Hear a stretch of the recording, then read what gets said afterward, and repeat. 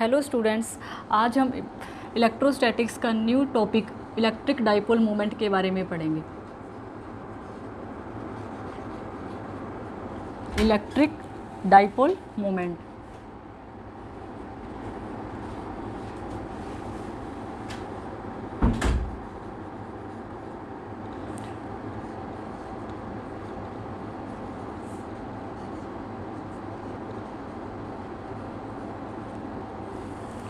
देखिए, electric dipole moment क्या होता है कि जैसे आपने कोई दो चार्ज ले लिए, एक तो ले लिया प्लस क्यू चार्ज, एक ले लिया माइनस क्यू चार्ज। ठीक है, एक प्लस क्यू चार्ज, एक माइनस क्यू चार्ज। इनको आपने क्या रखा, 2L डिस्टेंस पे रख दिया। जो इनके बीच का डिस्टेंस है वो कितना है आपके पास, 2L है।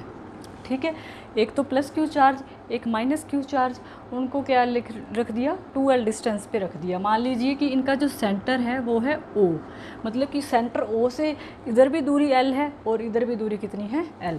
सेंटर O से ये भी डिस्टेंस L हो गया और ये भी L हो गया। ठीक है, अगर देखो इलेक्ट्रिक डाइपोल मोमेंट क्या है कि अगर आप दो चार्जेस ले लेते हो इक्वल एंड अपोजिट साइंस के और उनको 2L डिस्टेंस पे रख देते हो तो वो क्या बनाते हैं, एक डाइपोल बनाते हैं। ठीक है, two charges are placed at equal distance, मतलब कि आप जो सेंटर से तो उनको LL डिस्टेंस पे रख दिया, बट जो उन दोनों के बीच डिस्टेंस है वो कितना है, 2L है। तो जो आगे क्या है, इलेक्ट्रिक डाइपोल मोमेंट की अगर इन दो चार्जेस आप ले रहे हो तो इनके बीच की दूरी 2L है, तो इसका क्या होगा कि डाइपोल मोमेंट कितना होगा। डाइपोल मोमेंट को किससे लिखते हैं, P से डिनोट करते हैं। जो डाइपोल मोमेंट किसके इक्वल आता है, product of any charge multiply by the distance between the charges. कि कोई भी चार्ज का मैग्नीट्यूड ले लो, Q चार्ज ही है दोनों का और उनके बीच की दूरी कितनी है, 2L। तो Q इंटू 2L कितना हो जाएगा आपके पास, आप ऐसे लिख दो कि डाइपोल मोमेंट आपके पास कितना आ गया, Q इंटू 2L आ गया। अब देखिए, अगर आप इसको P is equal to Q into 2L आ गया। अगर आप इसको वेक्टर फॉर्म में लिखना चाहते हो तो P एक वेक्टर है, तो इसको क्या लिख सकते हो, Q इंटू 2L वेक्टर। जो इसका क्या हो गया, Q इंटू 2L। कि इलेक्ट्रिक डाइपोल मोमेंट को अगर आपको डिफाइन करना है तो आप उसको कैसे डिफाइन करोगे कि product of charge multiplied by the, मतलब दो चीज़ों की प्रोडक्ट है, किसकी किसकी, चार्ज की और distance between the two charges. Two charges के बीच डिस्टेंस आप 2L ले रहे हैं। आप यहाँ पे, हमने यहाँ पे 2L ही लिया है। आप यहाँ पे L, जैसे 2L अपनी इजी कन्वीनियंस के लिए ले लिया, क्योंकि अगर देखो सेंटर से यहाँ भी दूरी L हो गई, यहाँ भी दूरी L हो गई। अगर आप यहाँ पे L ले लो चार्जेस के बीच के डिस्टेंस, तो आप देखो सेंटर से L/2 हो जाएगा। वो L/2 आ तो सकता है, बट वहाँ पे जो कैलकुलेशन है थोड़ी डिफ़िकल्ट हो जाती है, इसलिए हमने क्या किया, 2L डिस्टेंस ले लिया दो चार्जेस के बीच में। ठीक है, अब देखो जो डाइपोल मोमेंट है ये क्या है, एक वेक्टर क्वांटिटी है, तो इसकी डायरेक्शन क्या होती है, from negative to positive charge. जो नेगेटिव से शुरू होती है, जाती है किसकी तरफ है, पॉजिटिव चार्ज की तरफ जाती है। जो डाइपोल मोमेंट को डिनोट किससे करते हैं, इलेक्ट्रिक डाइपोल मोमेंट को P से डिनोट करते हैं। तो ये क्या है, product of charge into distance between the two charges. अब इसका देखना है कि यूनिट क्या बनेगा, आपको डाइपोल मोमेंट का P है।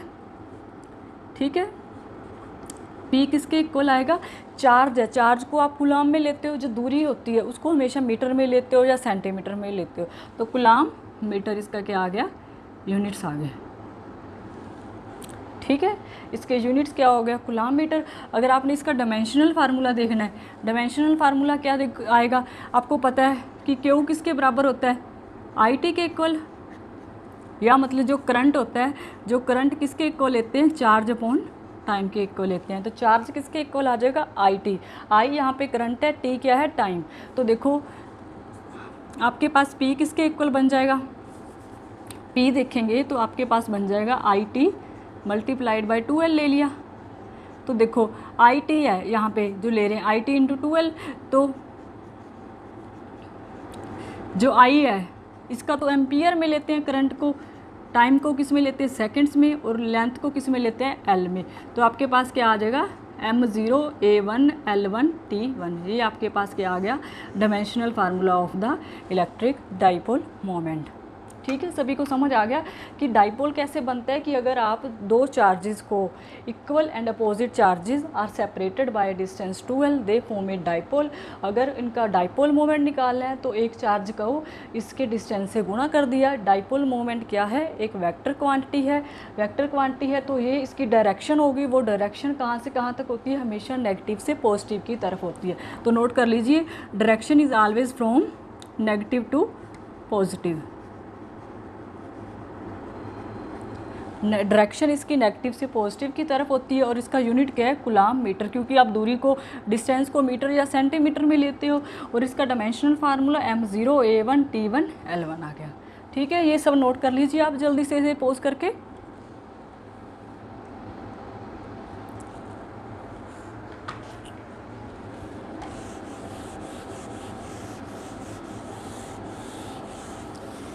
अब देखिए, इलेक्ट्रिक डाइपोल मोमेंट है, जो इलेक्ट्रिक डाइपोल है, इसका क्या होता है, फिजिकल सिग्निफिकेंस होता है।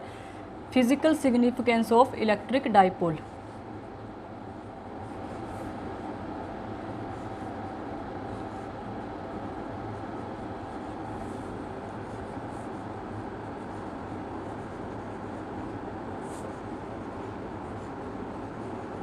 फिजिकल सिग्निफिकेंस में क्या आता है कि जैसे आपको पता है कि जो डाइपोल मोमेंट है इसमें दो तरह के जैसे मॉलिक्यूल्स यूज़ करते हैं। कई बार तो एक पोलर मॉलिक्यूल्स होते हैं, एक नॉन पोलर मॉलिक्यूल्स होते हैं। ठीक है, उसमें ये कंसेप्ट यूज़ होता है डाइपोल का। पोलर मॉलिक्यूल्स में एक पोलर मॉलिक्यूल होते हैं, एक कौन से होते हैं, non polar molecule.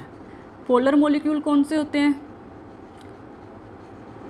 Polar molecule वो होते हैं जिनके सेंटर्स है, मतलब जो एक तो पॉजिटिव चार्ज है, एक नेगेटिव चार्ज है, दोनों के सेंटर्स कोइंसाइड नहीं करते हैं। डो नॉट कोइंसाइड मतलब कि एक नेगेटिव चार्ज है, एक पॉजिटिव चार्ज है, दोनों के सेंटर्स क्या होंगे, अलग अलग होंगे। अलग अलग होंगे तो इसका मतलब क्या हुआ, उनके बीच में कुछ ना कुछ तो डाइपोल मोमेंट होगा। तो polar molecules are those molecule which have the dipole moment and centres are separated by a particular distance, कि उनका जो सेंटर्स है वो कुछ ना कुछ डिस्टेंस से अलग होते हैं। इनको बोलते हैं पोलर मॉलिक्यूल्स। दूसरे होते हैं non polar molecules. Non polar molecules वो होते हैं जिनके सेंटर पॉजिटिव चार्ज और नेगेटिव चार्ज के सेंटर क्या करते हैं, कोइंसाइड करते हैं। ठीक है, अब देखो इन दोनों के सेंटर कोइंसाइड कर रहे हैं पॉजिटिव और नेगेटिव चार्ज के, तो इसका मतलब क्या हुआ, इनके बीच की दूरी ज़ीरो है। अगर बीच की दूरी ज़ीरो है तो इसका डाइपोल मोमेंट कितना हो जाएगा, ज़ीरो हो जाएगा। इलेक्ट्रिक डाइपोल मोमेंट आपके पास कितना आ जाएगा, नॉन पोलर मॉलिक्यूल का ज़ीरो आ जाएगा। अगर आप देखो यहाँ पे, अगर आपको इसको आप जो नॉन पोलर मॉलिक्यूल है, अगर आप इसको किसी भी इलेक्ट्रिक फील्ड में रख दोगे, नॉन यूनिफॉर्म या यूनिफॉर्म, जो भी इलेक्ट्रिक फील्ड में रखोगे, तो उस इलेक्ट्रिक फील्ड में रखने पे ये मॉलिक्यूल क्या करेंगे, फोर्स लगाएंगे, जिसके कारण क्या होगा, पॉजिटिव और नेगेटिव चार्ज के बीच कुछ ना कुछ दूरी आ जाएगी, जिससे ये क्या करेंगे, इसके बीच इलेक्ट्रिक डाइपोल मोमेंट का कुछ वैल्यू आ जाएगा। इलेक्ट्रिक डाइपोल मोमेंट का कुछ वैल्यू आ जाएगा। ठीक है, कि अगर जैसे ही आप इलेक्ट्रिक फील्ड को हटा लोगे तो इलेक्ट्रिक डाइपोल मोमेंट फिर से ज़ीरो हो जाएगा, कि जितना टाइम वो एक्सटर्नल इलेक्ट्रिक फील्ड होगी तब तक तो डाइपोल मोमेंट होगा। अगर आपने इलेक्ट्रिक फील्ड को हटा लिया तो फिर से इसका इलेक्ट्रिक डाइपोल मोमेंट ज़ीरो हो जाएगा। ये जो कंसेप्ट है इलेक्ट्रिक डाइपोल मोमेंट का, ये किसके लिए, इसका सिग्निफिकेंस क्या है, ये polar molecule, non polar molecules के बारे में हमें जानकारी देता है कि क्या होता है, उनका इलेक्ट्रिक डाइपोल मोमेंट कितना है। ठीक है, आप सभी को समझ आ गया कि इलेक्ट्रिक डाइपोल मोमेंट क्या है, नॉन पोलर मॉलिक्यूल्स कौन से होते हैं, पोलर मॉलिक्यूल्स कौन से होते हैं।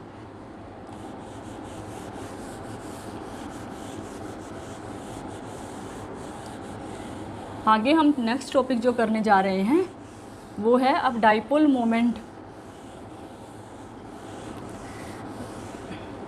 जो आगे जो नेक्स्ट हमारा टॉपिक है वो क्या है, electric field intensity find out करना। Axial line of the dipole ले ली, उसके ऊपर आपने क्या करना है, electric field intensity find out करनी है। तो सबसे पहले आपको एक क्या लेना पड़ेगा, डाइपोल। ये आपने ले लिया प्लस क्यू चार्ज, ये ले लिया माइनस क्यू चार्ज। ठीक है, ये इनका सेंटर है, इनकी दूरी दोनों सेंटर, ये टोटल जो डिस्टेंस है इनके बीच वो कितना है, 2l दूरी पे ले लिया। ठीक है, ये मतलब ये भी l हो गया आपका, ये भी l हो गया। अब आपको क्या करना है, किसी भी एक्सियल लाइन पे डाइपोल के कारण electric field intensity find out करनी है। तो एक्सियल लाइन कौन सी होती है, जो डाइपोल के सेंटर में से पास करती है। डाइपोल का सेंटर तो ये हो गया, तो चार्जेस के पास करते हुए आगे जाती है। जो हॉरिजॉन्टल लाइन होती है उसको क्या बोल देते हैं, एक्सियल लाइन बोल देते हैं। तो मान लीजिए आपने कोई भी पॉइंट P ले लिया, जो कि सेंटर से कितनी डिस्टेंस पे है, r डिस्टेंस पे है, उस दूरी पे आपने P पॉइंट पे क्या करना है, electric field intensity find out करनी है due to an dipole, electric dipole. Dipole क्या है, माइनस क्यू और प्लस क्यू चार्ज एक डाइपोल बना रहे हैं, इसके कारण जो electric field intensity point P पे आएगी, जो पॉइंट P कहाँ पे एक्सियल लाइन पे है, उस पर फाइंड आउट करनी है। तो देखो सबसे पहले आपको जनरली जब आप देखते हो electric field intensity find out करते हो किसी भी चार्ज के कारण, तो आप क्या लेते हो, एक यूनिट पॉजिटिव टेस्ट चार्ज ले लेते हो, तो उस पर देखते हो कि वो कितनी फोर्स एक्सपीरियंस कर रहा है, तो उस हिसाब से निकाल सकते हो। तो आपके पास जो इलेक्ट्रिक फील्ड इंटेंसिटी आती है वो कितनी होती है,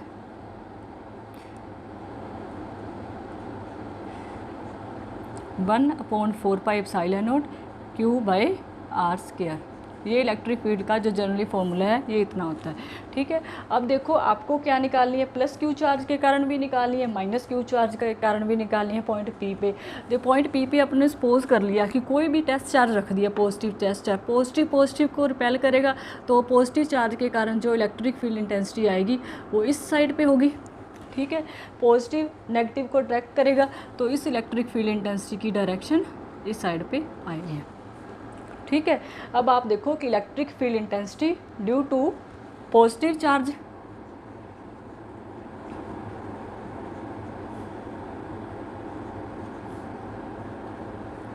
कि आपके प्लस चार्ज जो ले रहे हो उसके कारण इलेक्ट्रिक फील्ड इंटेंसिटी कितनी आएगी, बताइए आप कितनी आएगी। फॉर्मूला ही यूज़ करना है, E प्लस इलेक्ट्रिक फील्ड क्या है, एक वेक्टर क्वांटिटी है, तो मैंने इसके साथ क्या लगा दिया, एक वेक्टर लगा दिया। Due two plus Q charge देखनी है तो 1/4πε0 तो आएगा ही। चार्ज क्या है, क्यू है। नीचे देखो दूरी कितनी है, क्यू और पी के बीच में जो चार्ज ले रहे हो, ये आपके पास r है, ये डिस्टेंस आपके पास l है, ये भी डिस्टेंस l है, तो ये डिस्टेंस कितना हो गया, r माइनस l, तो स्केयर लेते हैं, r माइनस l का स्केयर ले दिया। देखो एक्सियल लाइन मतलब कि एक्स एक्सिस के ऊपर ही पॉइंट है, तो इसका पॉजिटिव आई क्या आ जाएगा कि इसकी डायरेक्शन क्या है, पॉजिटिव एक्स एक्सिस के अलोंग जा रही है। कि दूसरा आप देखें कि electric field intensity due to minus Q charge, मतलब जो ये वाला चार्ज ले रहे हो इसके कारण इलेक्ट्रिक फील्ड कितनी आएगी, 1/4πε0। अब देखिए ये इस डायरेक्शन में जा रहा है, नेगेटिव एक्स एक्सिस की तरफ में, तो माइनस क्यू आई क्या आ जाएगा, ये नेगेटिव एक्स एक्सिस में है, ये पॉजिटिव एक्स एक्सिस में, या आप सपोज कर लो मैग्नीट्यूड में लिख रहे हो तो दोनों प्लस में आएंगे, अगर डायरेक्शन का अंतर आएगा तो माइनस प्लस का अंतर आएगा ही, या फिर आप क्यू माइनस क्यू भी लिख सकते हो, ठीक है। ये आपकी प्लस चार्ज के कारण आ गई, ये आपकी माइनस चार्ज के कारण आ गई। अब आपको क्या निकालना है, P पॉइंट पे नेट इलेक्ट्रिक फील्ड निकालनी है, तो net electric field P point पे क्या आएगी, sum of these two electric fields. या जनरली आप ऐसे भी कह सकते हो कि आपके पास एक डायरेक्शन में 10 न्यूटन फोर्स लग रही है, दूसरी डायरेक्शन में 5 न्यूटन फोर्स लग रही है, मतलब कि 10 न्यूटन और 5 न्यूटन अपोजिट डायरेक्शन में फोर्स लग रही है, तो दोनों का रिजल्टेंट तो 5 न्यूटन आया, मतलब दोनों को सब्ट्रैक्ट करके आया 10 - 5। वैसे भी आप निकाल सकते हो कि एक तो पॉजिटिव एक्स एक्सिस की तरफ है, दूसरा नेगेटिव एक्सिस की तरफ है, तो दोनों को E1 - E2 करके भी आप E plus minus E minus करके भी वहाँ से निकाल सकते हैं नेट इलेक्ट्रिक फील्ड। देखो 1/4πε0, क्यू चार्ज बाहर आ जाएगा, आई कैप भी सेम है, तो 1/r माइनस l का स्केयर माइनस 1/r। ये देखो यहाँ पे डिस्टेंस मैंने r माइनस l स्केयर लिख दिया, बट देखो आपको डिस्टेंस यहाँ पे कितना आएगा बताइए, P पॉइंट से माइनस क्यू चार्ज का डिस्टेंस देखना है। ये डिस्टेंस तो आपके पास r है, ये वाला सेंटर से क्या है l, तो यहाँ पे आपका जो डिस्टेंस है वो r प्लस l का स्केयर होगा, ठीक है। ये सभी नोट कर लीजिए यहाँ तक, फिर आगे करते हैं हम इस टॉपिक को। ये इम्पोर्टेंट टॉपिक है तो प्लीज़ इसे ध्यान से समझिएगा। आगे इसकी क्या है, जनरली सिर्फ कैलकुलेशन रह गई है, इलेक्ट्रिक फील्ड कितनी आ जाएगी, Q/4πε0 आई कैप। अब क्या ले लोगे, एलसीएम लेके r माइनस l का स्केयर, r प्लस l का स्केयर है नीचे,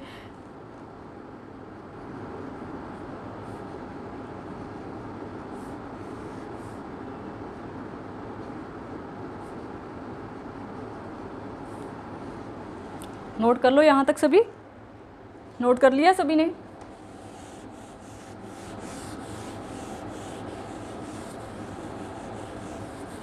आगे देखो क्या आएगा, इलेक्ट्रिक फील्ड इंटेंसिटी, इसकी कैलकुलेशन कर रहे हैं हम। आर प्लस एल का स्क्वायर, ए प्लस बी की स्क्वायर का फॉर्मूला लगा दो, A square plus B square plus 2ab minus R square plus L square minus 2rl। ठीक है, नीचे क्या है, आर माइनस एल का स्क्वायर, आर प्लस एल का स्क्वायर है। तो Q अपॉन 4πε0 आई कैप, क्योंकि आई कैप क्यों आ रहा है, क्योंकि ये एक्स एक्सिस की डायरेक्शन में है। तो देखिए R square plus L square plus 2rl minus R square minus L square plus 2rl हो जाएगा।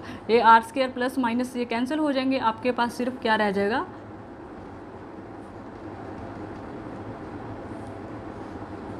Q upon 4πε0। कैलकुलेशन आप खुद भी ट्राई करके देखना, बहुत इजी है कैलकुलेशन, आप कर सकते हो। आपको जनरली बस इलेक्ट्रिक फील्ड इंटेंसिटी पता है कि कैसे निकालते हैं, अगर वो पता है डेरिवेशन में कोई डिफ़िकल्टी नहीं है, डेरिवेशन बहुत ही ज़्यादा इजी है इसका। ठीक है, 4rl आर माइनस एल का स्क्वायर आर प्लस एल का स्क्वायर।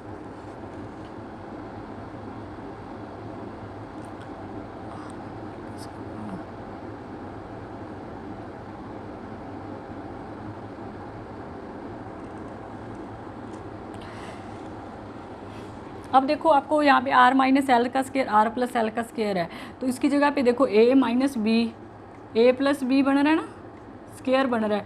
तो इसको आप कैसे भी लिख सकते हैं, ए स्क्वायर माइनस बी स्क्वायर का स्क्वायर, क्योंकि ए प्लस बी का स्क्वायर बन जाएगा, ए माइनस बी का स्क्वायर बन जाएगा यहाँ पे। ठीक है, तो यहाँ पे क्या आ जाएगा, Q upon 4πε0 4rl R square minus L square का स्क्वायर। देखो Q को आप अंदर ले गए, QL लिख दिया, अब 1 अपॉन 4πε0 आ गया।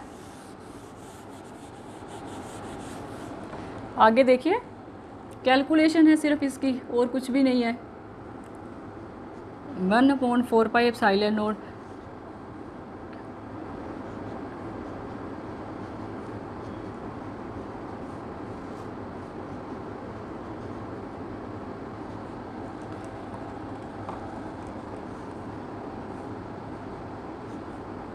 ये देखिए Q इंटू 2L क्या बन गया आपके पास, यहाँ पे डाइपोल मोमेंट बन गया।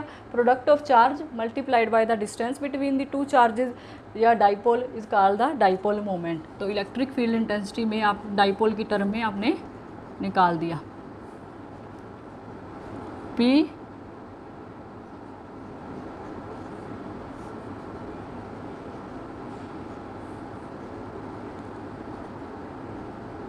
ये आई कैप आपको डायरेक्शंस बता रहे हैं।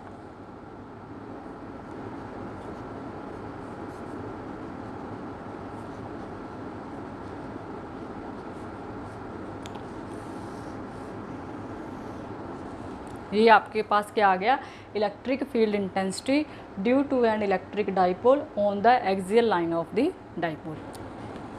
ठीक है, ये आपको यहाँ तक समझ आ गया कि इलेक्ट्रिक फील्ड इंटेंसिटी की वैल्यू कैसे निकालते हैं। तो आगे देखिए, अगर आप सपोज कर लीजिए, अगर आपको इसका मैग्नीट्यूड लिखना है तो मैग्नीट्यूड इलेक्ट्रिक फील्ड इंटेंसिटी का क्या हो जाएगा, 2rp 4πε0 R square minus L square का स्क्वायर आ जाएगा। और अगर आपको सपोज कर लो कि अगर जो आपका पॉइंट P ले रहे थे आप, कि जहाँ पे आपने क्या निकालना था, इलेक्ट्रिक फील्ड इंटेंसिटी निकालनी थी, वो बहुत ही ज़्यादा डिस्टेंस पे है। ठीक है, बहुत ज़्यादा दूरी पे है। अगर ज़्यादा दूरी पे है तो मतलब जो R, अगर आप ज़्यादा दूरी पे ले लोगे तो R का वैल्यू बहुत बढ़ जाएगा। तो R इज़ क्या हो जाएगा, ग्रेटर देन L। अगर R बहुत ज़्यादा बड़ा हो गया तो L को इग्नोर कर दोगे, तो इलेक्ट्रिक फील्ड इंटेंसिटी आपके पास कितनी आ जाएगी, 2rp 4πε0 R की 4 हो जाएगा, तो नीचे 2p 4πε0 r3। ये आपके पास क्या आ गई, electric field intensity due to an electric dipole on the axial line of the electric field. समझ आ गया सभी को ये टॉपिक, नोट कर लो।